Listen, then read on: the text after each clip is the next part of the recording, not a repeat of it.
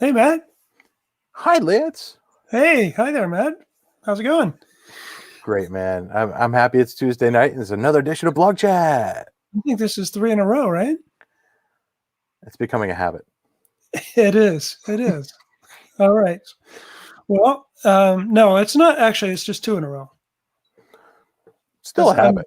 I'm working. I'm working on next week's blog post, which has got me thinking about that. So, yeah, That'll be your hat trick. yeah, indeed. Well, for you, you're up to like 20 in a row. So, For BlogChat? yeah, Oh, or I as suppose many you're as right. we've done. I've done as many as we've done. So, Yeah. 3 in a row is no big deal. Well, I mean, it's all about doing what we love, right? Indeed, indeed. And it's kind of funny. That's kind of what the blog post was about this past weekend, right? I didn't even mean to throw that softball at you, man. I'm sorry. Yeah, but you did. All right. So,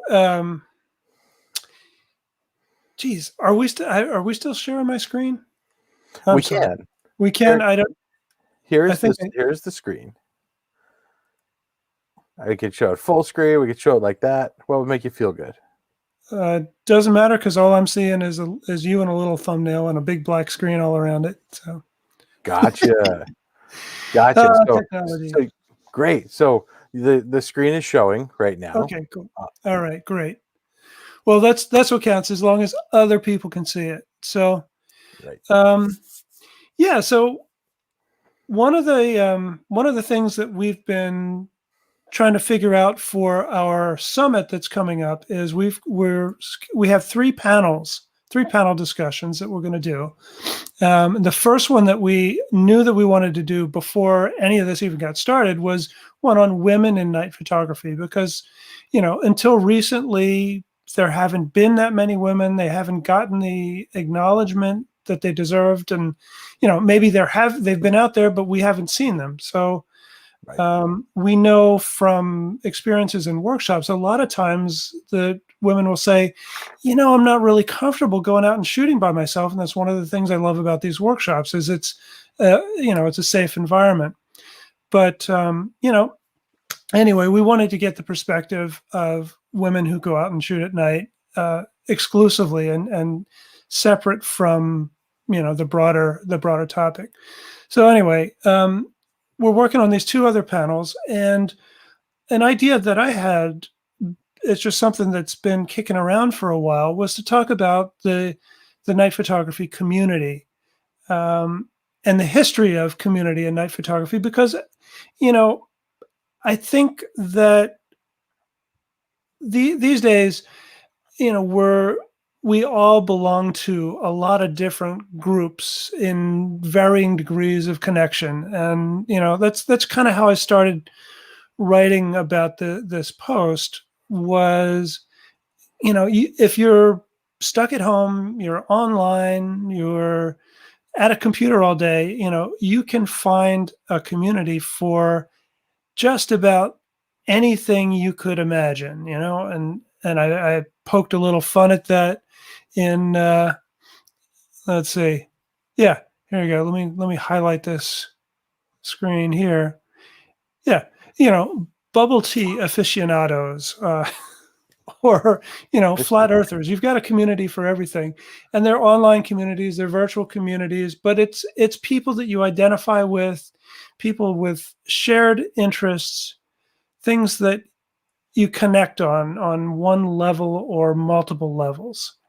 Right. And night photography is kind of, I think, unusual and special in that as long as people have been out photographing at night, there's been this kind of collective bonding, because at first, there really weren't that many people doing it. And mm, you know, even back in the 80s when I started doing night photography, pre-internet, of course, that you'd tend to think that you're the only one who'd ever thought to put a camera on a tripod and go out and do long exposures at night. Guilty. Yeah. Yeah, right.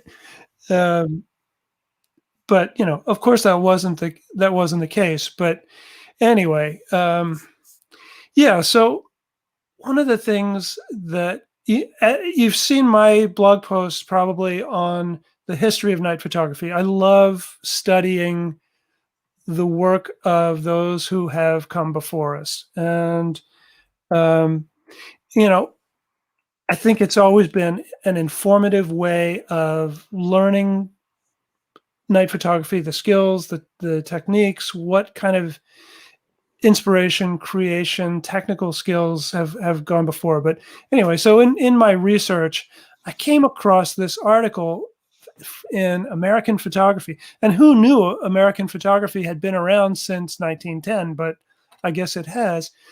This is an article by a guy named Alfred Howarth Blake, who was he was a reverend at a small parish somewhere outside of London, and he also seemed to be into night photography. And he founded a Society of Night Photographers of England all the way back in 1908. And this is an article that he wrote sharing with the American audience a couple of years later in 1910. Just kind of amazing to think about it back that far. Really, aside from a few random experiments, there really wasn't much in the way of any kind of dedication to making images at night until the late 1870s when dry plate negatives were introduced. Before that, it was just technically too difficult. So right around 1895 or so, English photographer named Paul Martin started photographing at twilight and staying out later and later until after darkness. So it was like right around the turn of the 20th century when night photography became a viable thing and somebody decided to do it more than just once. And that was this guy, Paul Martin. And here we are 15 years later, there's a Society of Night Photographers of England. Anyway, this article you can see, hopefully you can see, digitized by Google. It's available on Google Books along with a lot of his other historical articles. And what I wanted to point out here was the reason that this was formed, this group of photographers was formed all the way back then, was because night photography was so damn hard back then, there were people who were faking night photographs by doing day for night and underexposing or doing multiple exposures, doing like hand retouching and painting in a moon into the scene, all kinds of stuff like that. And Blake and the people that he was hanging out with were really very much against that. They wanted night photography to be real and pure, not a pretend thing. So anyway, so he got this group of They people. started convening and talking to each other, and this formed community. They had an organized group that got together and met and shared images, shared their results of developing techniques and different exposures and conditions to shoot in. It sounds pretty familiar. It does, doesn't it? So anyway, as far as I can tell, this is the first, actual organized group like this. But I mentioned Paul Martin a minute ago and his 1895, 96, 97 experiments in London. Now, for some reason, there was a lot of, and this is kind of hard to imagine in a day when, there not only was there no internet, but there was no television either. But there was a transatlantic communication between the photography communities in England, in France, and in the US, specifically in New York. Wow. And, so the first night photo community in the US was centered around Alfred Stieglitz and his group of pictorialist photographers in the camera work gallery that he started, in Manhattan. And so they became aware of the work that Martin was doing in London, and they're having this conversation back and forth. I guess a slow boat on mail and maybe sending prints. I'm not sure. How else do you talk about photography? I mean, Right. right? Well, they weren't Zooming, that's for damn sure. The halftones weren't that good back then. That's right. And I tell you, Google scans of a halftone from 1910 aren't that great either. But Right. yeah. So anyway, so there is this burgeoning community of night photographers that Stiglitz started. It was Carl Strauss, Paul Haviland, Alvin Langdon Coburn, of course, Edward Steichen as well. They all kind of Stiglitz was inspired by Paul Martin's work. He went out and started shooting. He brought his stuff back to the club, showed his colleagues, and they all got, and William Fraser, another one too. Can't forget him. So they all got kind of psyched at Stiglitz's work, and then they all began photographing together. They're communicating back and forth.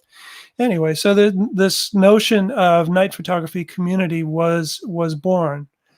And it's interesting that, these groups kind of working in different places, they did share information, but, obviously it took a while to get across the ocean. So they're working on their own.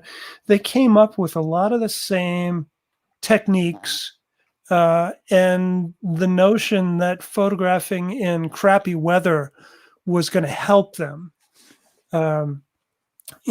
It was technically a lot more difficult than it is right now. And of course, there's no instant feedback that you get from a digital camera. So it was all trial and error and just a much slower process. Anyhow, so again, night photography community goes all the way back to the dawn of the genre in the beginning of the 19th century. Now, Hey, Lance. yeah. What you got? All right. This is one of my favorites. Oh, I'm trying to make it work. There you go. So that's a later one, right? That's from like the 1915 or so. I guess so, yeah. Even later. Oh, 15, 16. Wow, you know your stuffs. Yeah. Yeah. Cool. But yeah, so Stiglitz, he shot at night mostly between 1898 and 1920. After that, he didn't do too many night images, but there were other people who came along and started shooting at night and showing work. Anyway, so yeah, let's jump ahead. I didn't mistrack you. Yeah. No, not at all. Let's jump ahead a little bit. I think there were, in the intervening decades, there were a lot of people working independently. I'm not aware of any real organized groups of night photographers until the 1970s in the Bay Area, the San Francisco Bay Area. And these guys, they knew each other. There was a group night photography show in San Francisco at the Focus Gallery in 1984 of work that had been shot from about 10 years earlier up until that time. And that included my mentor, Steve Harper, that you guys have heard me talk about before, Arthur Ullman, who's probably better known as the founding director of the Museum of Photographic Arts in San Diego, but he started out as a night photographer. And then a number of Berkeley-based photographers who were out of the ASUC studios, which was a real lively group of photographers in the Bay Area in the 70s. And that included Steve Fitch, Jerry Burchard, Hank Wessel, Arthur, as I mentioned, and probably the best known photographer of that bunch would be Richard Misrak, who's done night photography throughout his long and illustrious career. So and then of course there's Steve Harper as well, and he started teaching night photography in at the Academy of Art in San Francisco in 1979, and that was really where the next big group of night photographers that got together on a regular basis and went out and shoot. And Steve's classes spurned. Well, I mean, I've said it before that meeting him, working with him, taking his classes really set the course for my own classes when I started teaching, 10, 15 years after taking his classes. But what was really different, aside from Steve just being a real inspirational teacher, what was really different about his classes is that we got together as a group, and most of our photo classes, we had critique sessions as a class, of course, but this was the only class I ever did where the people went out and did our assignments in the field together, and Steve came out with us. Wasn't there a great picture of that in the blog post? Yeah, let me just pop that right up here. There we go. Yeah, so this is 1984. So this is before I met Steve. He took his summer classes out to Yosemite and to Mono Lake and Eastern Sierra and some of the places that we've been in photographing as well. And it was I actually went out there with Steve's class in the summer of 1990, which was the last year he was teaching at the academy, and so I really was kind of lucky to squeak in there. So this is a group of his students up in the mountains of Yosemite in 1984, and right there you might just be able to make out that's his dog named Stick. Stick was a cool dog. Yeah, I got to meet Stick. Stick was cool. So anyway, out of Steve's class came a group called the Nocturnes. There's a fellow named Tim Baskerville who had taken classes with Steve. I'm not sure when, but I know that Tim said he actually went to the opening of that show at the Focus Gallery in 1984 with Steve. So it's, that goes a way back. And Steve kind of connected Tim and I together. Tim put together an exhibit, a group show of night photographs, and called it the Nocturnes. And that was shown in San Francisco in 1991. And you know what? Just the other day, I came across this, which was the invitation to the original exhibit. Get out. Is that printed on photo paper? No, it's offset print. That's beautiful. And this is night photographs by Tim Baskerville, Doug Burgess, John Chan, Steve Harper, Lance Kymick, Nathan LeBud, Wendy Lee, Tom Pava, Mary Stefanetti, and Chris Sullivan. Reception with the artist, November 3rd, 1991, with music by the Miraloma Piano Trio. And you know what they played? What did they play? Take a guess. Little Chopin. Claire de la Lune? Oh, wait. I said the wrong thing. Oh, I was like Claire de la Lune. No. Yeah, that would be good too. Chopin's Nocturnes. Anyway, so the Nocturnes was a great exhibit. We banded together. Tim and I became fast friends. We went out shooting quite a bit. And then when the internet came around a couple years later, he put together this website, and it became what we think was probably the first online community of night photographers. He's put this website up. Let's see, let's look at the gallery here. And this site is pretty old and hasn't been updated for a long time. But, rather than build his own website of just his work, what Tim did was he made it a forum or a showcase for anybody who was doing night photography and wanted to show that work. You'll see some familiar names here like Troy Pava, and let's see, there's Michael Fry, who's part of our summit.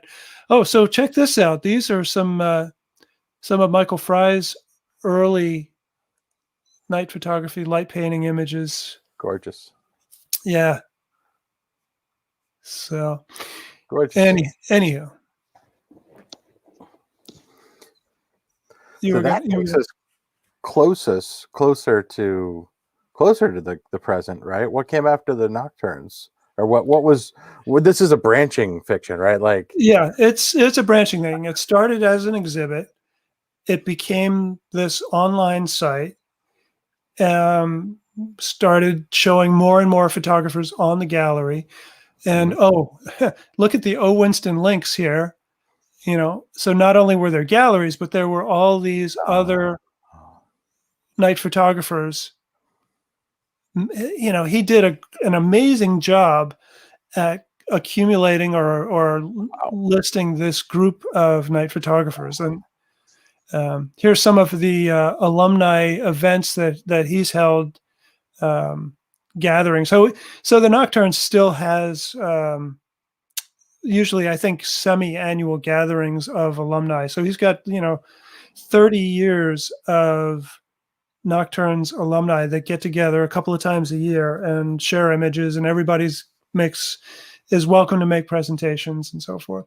Anyway, so from the website, we got the brilliant idea in 1997 to start teaching our own workshops. Huh. How about that? Or that sounds familiar too, doesn't it? Amazing. And those workshops came out of, were very heavily influenced by the classes that we had both done with Steve Harper. And we brought that same mindset of making this a thing that we can share with other people who find a love for this. So, as you know, when we do our workshops for national parks at night, we'll get, maybe 55-65% of the people who take a workshop, get hooked, and they suddenly identify as a night photographer. And there's some people who just don't, for one reason or another, it doesn't click, and that's to be expected. But most people, it's not like, oh yeah, I take a night photograph now and then. It's like people are passionate about it, and then that's like takes over what we do as photographers. How many of the I know that Tim and Chris will occasionally be seen in daylight making photographs, but you and Gabe and I, we're pretty exclusive night photographers because it's just the thing that connects. I took a picture at sunset the other day. Oh, it's okay. I take pictures of cats during the day. Yeah. Well, everybody takes pictures of cats and what they're eating, right? I mean, not so much the food, but yeah. I'm sorry, I got us off track again. So you guys started teaching workshops. At some point, you were teaching at NISOP. Tell me about that. Right. So at this point, 97, I was living out in San Francisco and had been out there since 89. We came up with the idea to do the workshops in 97. I think we did the first one in 98, which is pretty much the exact time that I moved to the East Coast and set up shop south of Boston. So Tim and I continued to do West Coast workshops a couple of times a year, flying back and forth. And then as I got more connected to the photography community in Boston, found the Photographic Resource Center, which is a great organization. It's been around for a long time. And also the New England School of Photography. So I proposed a class there, which I taught for 15 years. But sadly, NISOP, as the New England School of Photography was known, shut down 2 years ago. They were just they just couldn't make ends meet anymore. And, they made the painful decision to close down.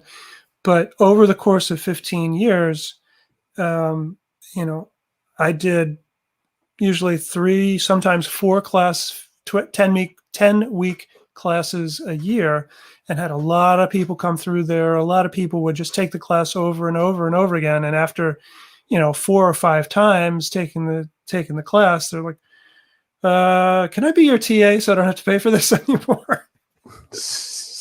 And as you know, it was a great thing. I mean, that we had a list of people who had taken the class, and they got together independently, started going out in small groups on their own and shooting. And I need to give a little shout out to Katrina. Yeah, all right. That's right. One of the last years.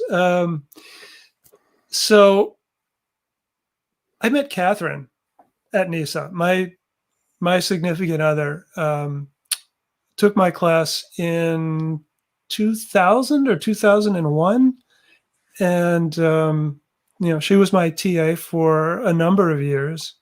And then we didn't get together until about 5.5 years ago. 6 years ago. But anyway, so a lot of good stuff came out of NISA. And that segues into another night photography community. You share my screen again for a second? Yes, sir. So, Jürgen Lobert. Yes. In 2012, he took my night photography class at NISOP. Can you zoom that up a little? Let's see. Yeah, I can do that. And so Jürgen down here, he caught the night photography bug big time, and started a Meetup group that at one time was up around several hundred photographers. But he's been, let me see how many events have they've done a lot of events. It's pretty amazing. Does it list how many events they've done? This is just what's coming up. And even during COVID, he's kept this up. He's done some socially distanced night shoots, as well as some self-assignment things like this one right here. He's done a great job of keeping this community together. It's a little bit tighter than it used to be. He's got 127 members right now. Once he made it a membership thing where you had to pay an annual dues, it really kind of narrowed down to the core members rather than the just kind of casual people. But he had a lot of people that would sign up for an event and not show up, and so he tightened it up. But so this is Greater Boston Night Photographers on Meetup. There are a number of night photography meetup groups that you can find, including this one, Bay Area Night Photography, with, look at this, 2,800 members to it. Wow. Yeah. And, they've been around 239 past events. Right. I'm not sure how many of these, I don't know too much about this group, but they've been around for a while, and they've got a lot of activity there. So wherever you are, there is there's a group, there's a cohort of people who do this strange thing. And whether you are a member of the Flat Earth Society or the Night Photographers of Tulsa, Oklahoma, you're not alone out there.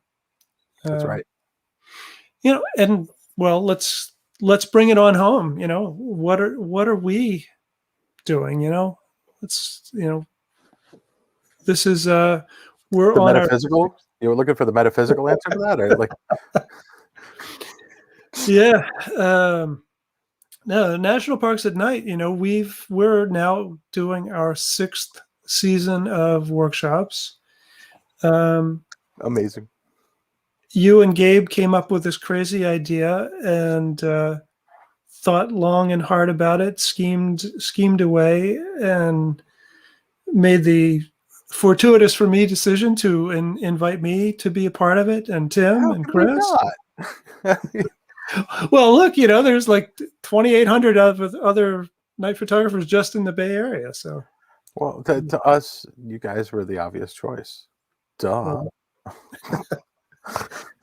Well, but I think the thing that has made it work so well is that we've got different backgrounds, we've got different experiences, but we have a similar mindset about night photography, and we share a love of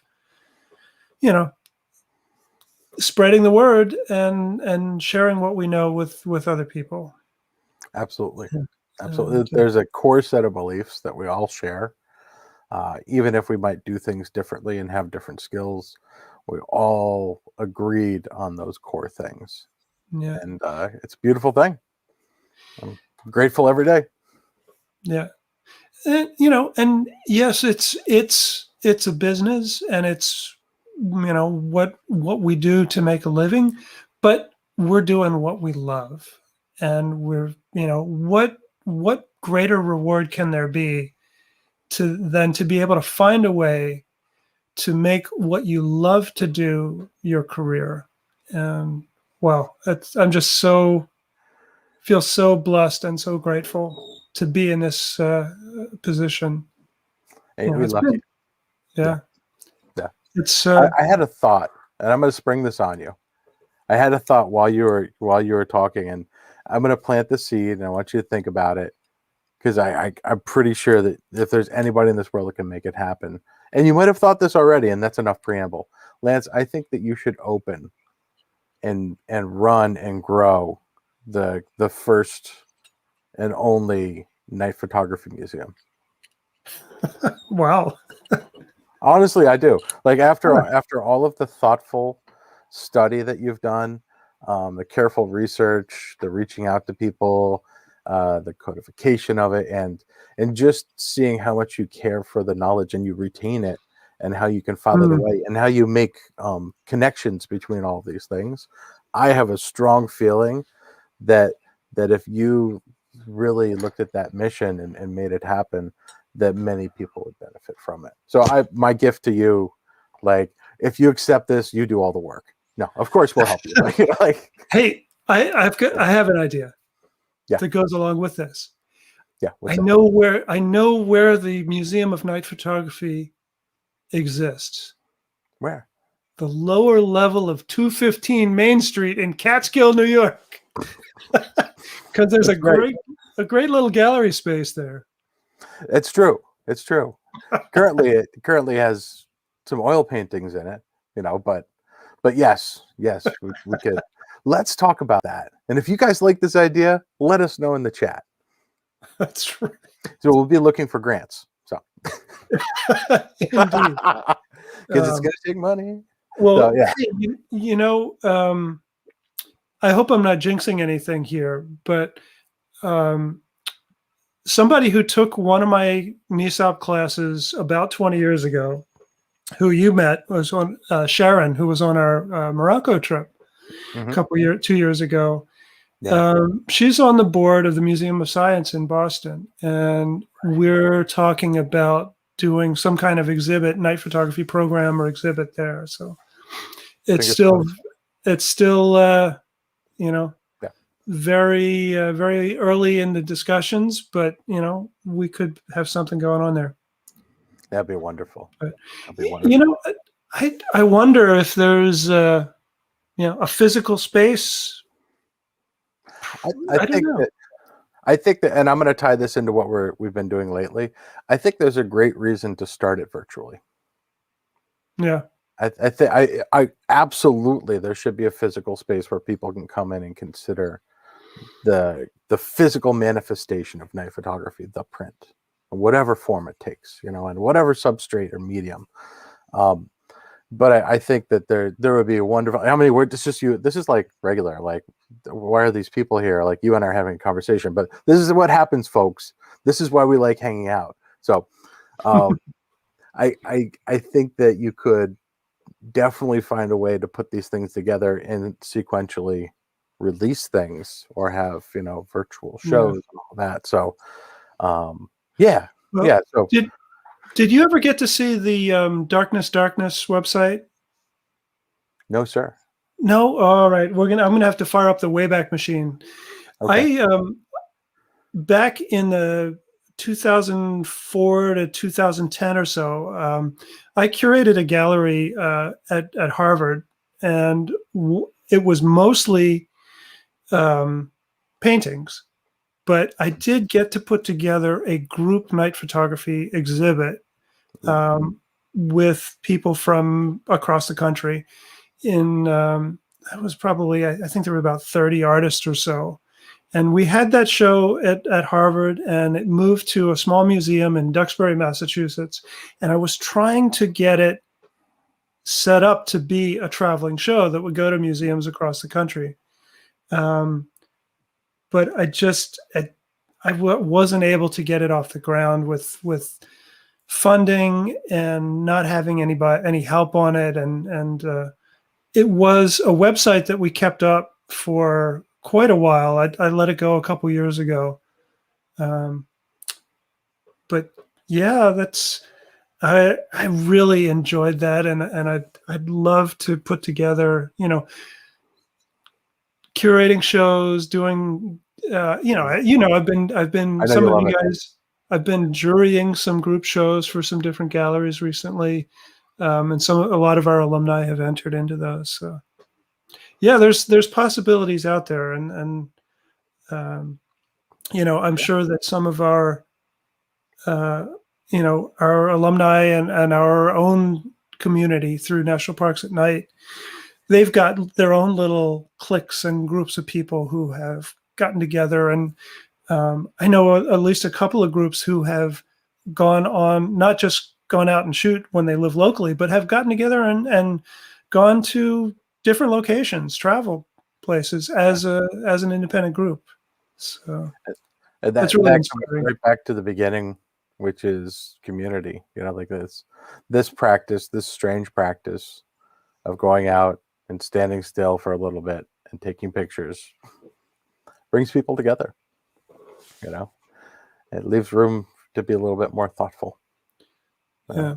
Uh, And I want to say that, the irony of night photography community is that, in general, most of us are kind of like a solitary bunch, tend to be introverted loners. And when you go out and shoot with friends or leading a workshop group, we go out together and scatter. right. And most people go off and do their own thing. But we always kind of come back together and check in and say, what are you working on? And, I can see that, and that's cool. And then we get back together and, whether it's in a hotel and everybody's working on their images together or, sharing stuff online and Instagram, what have you. It's, It's it's just funny that, it's a solitary activity, but we've got this group that comes together and does, yeah, makes a it's community out of it. a common pursuit of different creative goals, like a lot of the arts. Right. This one, like it's got some things about it.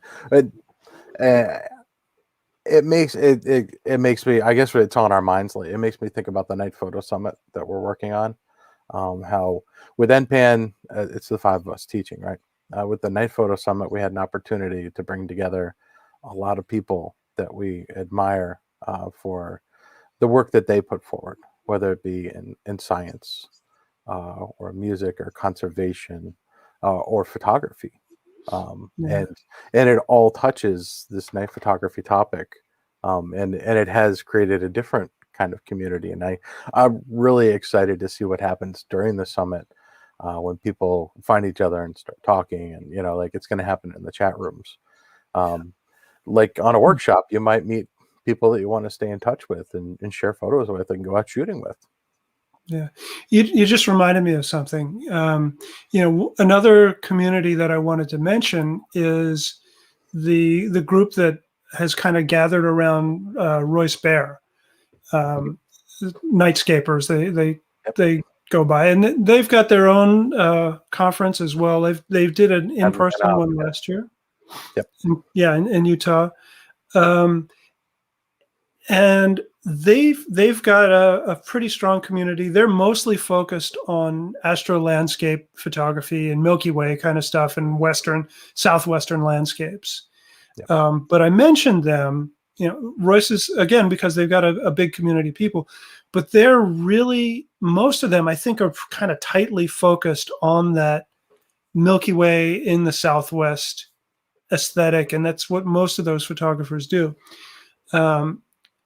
Not exclusively, but largely.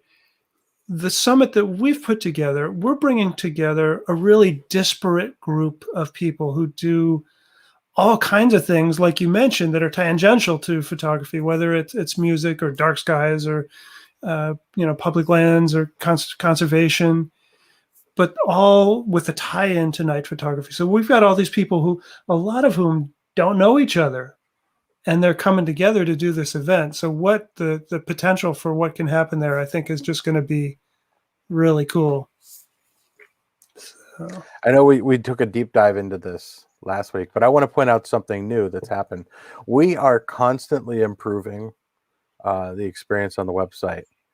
On a daily basis, we take feedback from people and we make little changes here and there. One of the things that people ask for, where you can get an overview, is you can now see a PDF of the schedule. So now you can see in the 3 tracks what's happening by the hour and who's doing it. And each of these is linked to those. And you'll see that some of these gaps we're still filling in. There's a couple of things that we're just ironing out the final details on. But if you guys wanted to go to the schedule page, you can go find the PDF there and see a lot more information in a different format of how all this is laid out. Yeah, and that was good questions that we got from people wanting to see that all in one place. It makes sense too. For sure. Yeah. So it's easy. It's, for a lot of people, it's easy to just print that out and checkbox the ones that you want to go to, the ones you don't want to miss. Right. We also added a speaker bookshelf. So as it says at the top, many of the speakers have written books. So if you were curious about if you want to do reading before or after the summit, all of these links are here. And there's some that you might have already known about and some that you may not. So these are some of the things that we have added. In addition to that, we're announcing more giveaways. Some of the sponsor giveaways are coming up now. And I don't mean to hard sell this. I just wanted to let you guys know that the website is a living, breathing thing. And as we get more information, we add the information. So we have some summit-wide giveaways that you might want to consider. For those of you who bought a ticket, you're entered. You just need to be present during, I got to make sure this is right. So these giveaways are going to be awarded via random drawings during the Under the Stars closing party. So you should be present during that closing party to be eligible to win. But there's cool stuff being given away, like an Acrotech head, a GXP head, which is amazing, an Adobe Creative Cloud subscription, some B&H gift cards, $100 each, a BenQ monitor. Coast is giving away this awesome case and 3 coupons to use on their website. There's an IRIX lens being given away. Luxley's giving away 2 of the new fiddles. And if you haven't seen the fiddle yet, it's great. We just got ours and we're playing with them. I'm lit with one right now. Hashtag it's lit. And then Tether Tools giving away their Air Direct, which is cool. And then there's all these wonderful speaker giveaways. So I don't want to beat a dead horse, but the summit has a lot of really cool things going on. And just keep checking with the website. If you haven't signed up yet and you have questions, please let us know. Adventure@nightphotosummit.com. We'd love to answer your questions. Yeah. I'm sorry, I got on a tangent here. Of course, the summit's on my mind lately, Lance. But all of this talk of community, we wouldn't be doing this if we weren't trying to form another form of community, right? This summit was to bring together people that we also want to enjoy spending time with and learning from, so that they can share the things that have inspired us as we've as our circles have come into each other as we go through life. I think Gabe had said that to me, like it's just like as our orbits connect, as you would say, right? Right. So yeah, and it's also an opportunity to bring people together at a time when we're all stuck at home, and yeah, so it's just another way to do it. So Jay's thanking us for the PDF. He doesn't have to build his own. When things change, Chris will make another PDF and upload it to the website, just so you know. Yeah. Wow. So if you could wave your magic wand, Lance, and make a prediction about the next big step in community, do you have a prediction? Wow.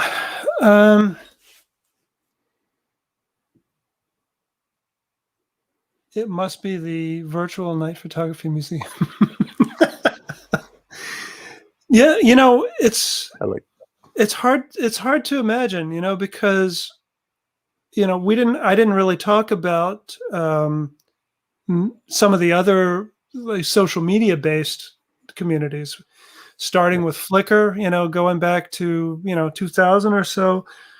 There are Flickr organized groups of people or photographs based on subject or interest matter, and that evolved, and 500px came along, and then we had Facebook, and then we had Instagram. I don't know if there are many night photographers on Twitch or TikTok yet, but who knows how it's going to go. I'm not a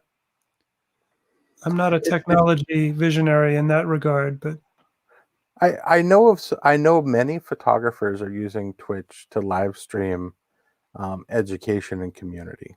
Like they'll combine that with discourse, and those are really interesting to participate in. TikTok, I have never seen anything about night photography on yet. It's dancing to night photography. Dancing during your exposures, right? Gives you something to do for 30 seconds. Yeah. Hey, you know what? What I'll say to that is, I think that once we get COVID under control and people get vaccinated and we're able to go back out to, whatever the new normal is, community is going to be face to face again.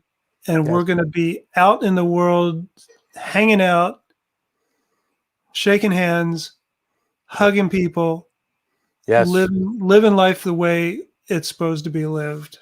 That's so. Definitely looking forward to the hugs. I am. You know what? Maybe we'll do BlogChat from the field. Well, we've done a few Instagram lives from the field, right? Yeah. Just bring a fiddle and light it up and stream it. There you go. Lance, thank you so much for studying night photography. Like it's a lot of people study their technique and study perhaps contemporary night photography, but it's become more and more obvious to me that you know more about where you're going, when you know where you've been. Yeah, I mean it all goes back. For me, it all goes back to Steve Harper, because he's where I got this.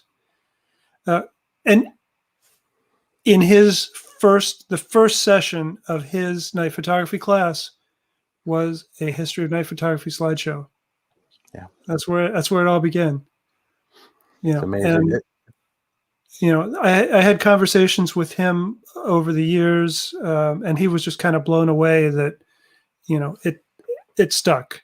And I continued to do the research, and found more and more tools as as more and more stuff came online, because when he put it together, he's making slides from textbooks in the library. Wow. No. So you can imagine there was a much more limited scope of available history there. It was even So, harder. Yeah. yeah. Anyway, I'm really proud and happy to take the torch from him and continue that. And I don't know about the museum, but back burner project that's been there for a while, but is starting to get hotter and poking at me a bit more, is the book on the history of night photography, because Hmm. it needs to be written for sure. Absolutely. So Well, I'll be if you're looking putting for that up grants. on Kickstarter, I'll be backer number one. Yeah. I've met a couple of people that are good at writing grants in Catskill, so maybe I'll connect you with them. Right on. Yep. Cool. Well, thank you again for hosting and for having me be part of your community, Oh, our always a pleasure. community, Our right? community. Always a pleasure. And Yeah. thanks for everybody who's hanging out with us tonight. Solid group. Uh, we know that Tuesday's better with you. So thanks for tuning in. And for those of you watching it on the replay, we definitely appreciate you too. Just because you can't be on Tuesday night doesn't mean that you're not finding enjoyment from it. So that's why we record it. So Hey, and I saw Jen Bookman flash up there. I want to give you a shout out and say hi if you're still watching. Been thinking about you lately, and it's good to hear from you. So thanks to everybody for tuning in tonight. Thank you, Matt, and we'll see you next time. have a great evening, everybody.